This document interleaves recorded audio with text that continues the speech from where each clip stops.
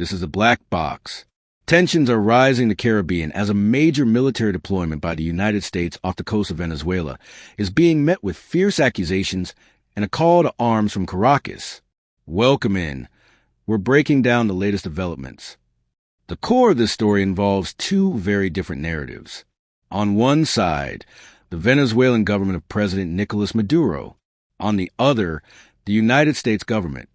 First, let's hear from Caracas.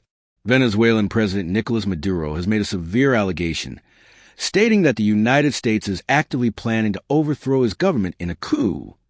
This claim comes after the U.S. announced it was deploying Navy vessels to international waters near Venezuela. President Maduro has termed this naval presence, and we quote, an absolutely criminal and bloody threat.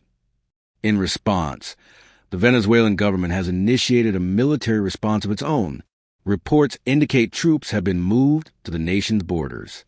Furthermore, President Maduro has publicly called on citizens to enlist in civilian militias to, in his words, defend the country against a potential U.S. invasion. Now, let's look at the stated position from Washington. The U.S. government has provided a different reason for this military buildup. U.S. officials have stated that this deployment is part of a broader counter-narcotics operation in the Caribbean and Eastern Pacific. The official mission, they say, is to combat drug trafficking and illegal immigration. Notably, the U.S. has not stated that its forces are preparing to attack Venezuela. This naval deployment is just the latest event in a long-standing and deeply fraught relationship between the two nations. The current phase of tensions intensified significantly back in August. At that time, the U.S. Justice Department unsealed narcotics charges against President Maduro and several other high-ranking Venezuelan officials. The U.S. government has accused the Venezuelan leader of funding criminal groups and trafficking drugs.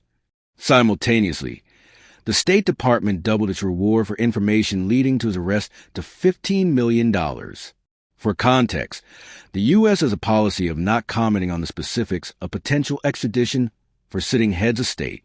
From Caracas, President Maduro has consistently and vehemently denied these allegations, dismissing them as false and politically motivated. The scale of the military presence is also a point of contention. President Maduro has claimed that 8 U.S. military vessels, armed with what he says are 1,200 missiles, are now targeting Venezuela.